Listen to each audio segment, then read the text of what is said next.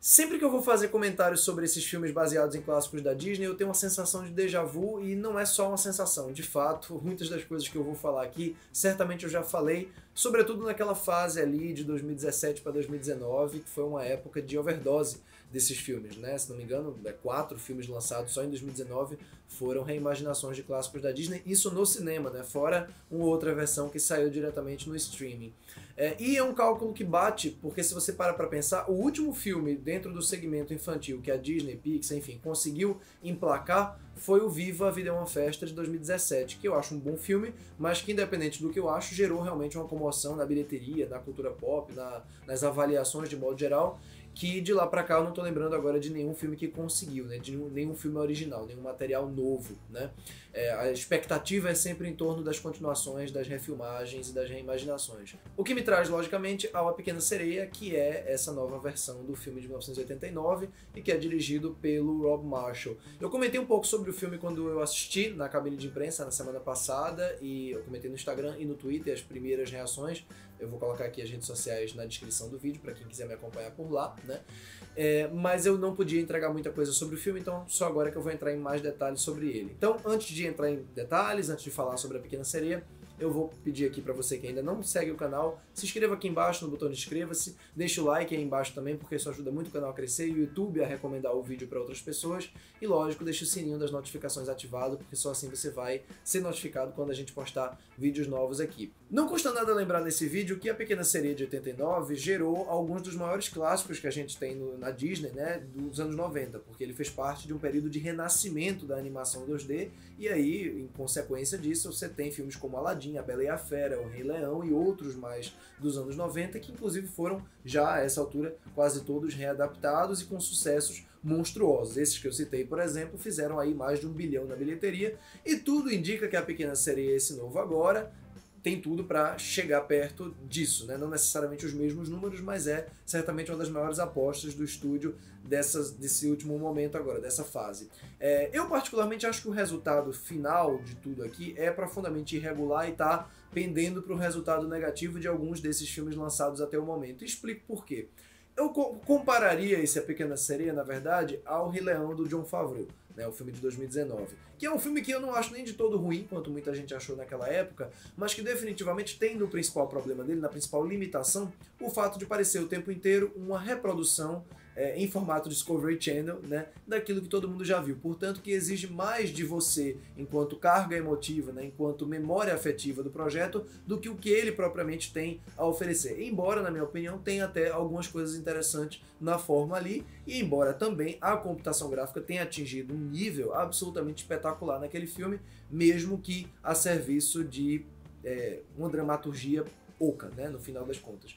A Pequena Sereia, durante pelo menos a primeira metade dele, durante 1 hora e pouco de duração, vai mais ou menos no mesmo caminho, no sentido de ser uma reimaginação que refaz praticamente todas as batidas centrais da história, desde a trilha sonora, né, as canções, os diálogos, as ceninhas marcantes, as batidas narrativas, os personagens, a apresentação deles e tudo mais, até desdobramentos mais específicos da história, principalmente lá no desfecho, na última cena do filme, na última sequência de ação, né, que é conhecida no desenho, a coisa realmente parece parece que a gente está vendo uma versão 3D do desenho. Na verdade, a versão 3D do desenho está presente aqui durante quase todas as músicas da primeira metade de A Pequena Sereia. Parece que você está vendo aquela coisa ali, aquela sua memória reproduzida com essa animação fotorrealista, né?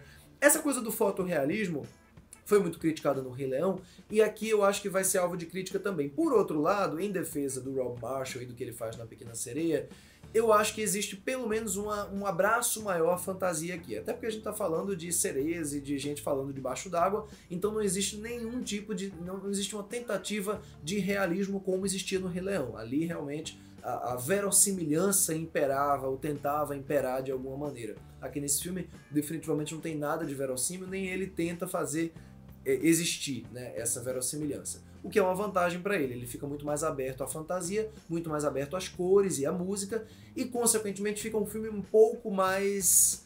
essa palavra talvez seja um pouco forçada nesse caso, mas enfim, um pouco mais coerente ele pelo menos provoca um estranhamento menor quando vem as músicas e quando vem as cores, né? Quando vem essa breguice, esse festival de carnavalesco aqui. Eu acho que tem um pouco mais de coerência. Por outro lado, e aí é inevitável isso, né, nesse caso, quando você refaz tudo isso dessa maneira, mesmo que seja muito aberto a isso, você também fica com cara de subproduto, né? Fica com aquele aspecto de campanha publicitária mesmo. E é isso que a Pequena Sereia é, durante boa parte do tempo, né? Nos seus piores momentos, ele parece uma coisa não só feita, produzida, mas pensada por computador, né? Da forma como as cenas são às vezes decupadas e filmadas. É realmente muito oco, é muito pobre do ponto de vista de forma e de imaginação daquele ambiente, porque não existe imaginação de verdade. E a Pequena Sereia, o desenho de 89, uma das coisas que ele tem de mais interessante é justamente essa sensação de expansão, essa sensação de que o mundo está se abrindo na sua frente e que a forma da animação permite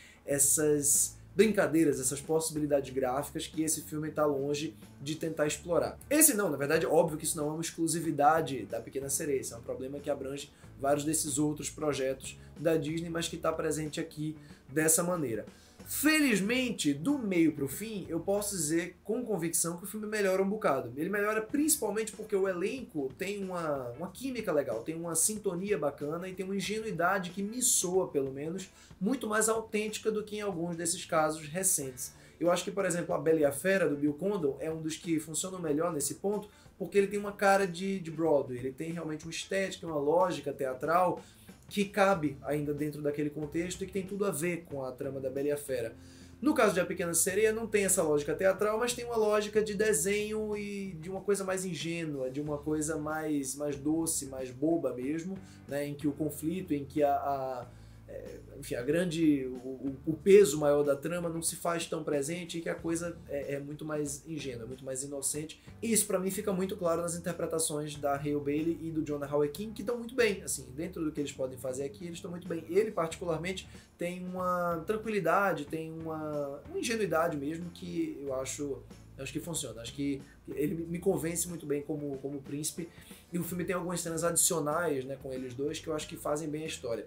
É isso, assim como no Rei Leão e em outros desses filmes, o Mowgli pra mim é o auge disso, tudo que tem de reconfiguração aqui da história tem até o seu valor, tem sua funcionalidade, né? Tem algum lampejo de personalidade aqui quando o pessoal tenta transformar a coisa num filme que pareça funcionar sozinho, que pareça autônomo, que não dependa única e exclusivamente dessa memória afetiva. Infelizmente, durante a primeira hora e especialmente nesse final, nesse desfecho da ação, como eu mencionei mais cedo, esse desfecho do conflito, ele realmente parece um subproduto feito sem muita imaginação, feito sem muita criatividade, feito como quem quer realmente cumprir essa tabela, cumprir essa fase tão tortuosa criativamente que a Disney está passando já faz um tempo.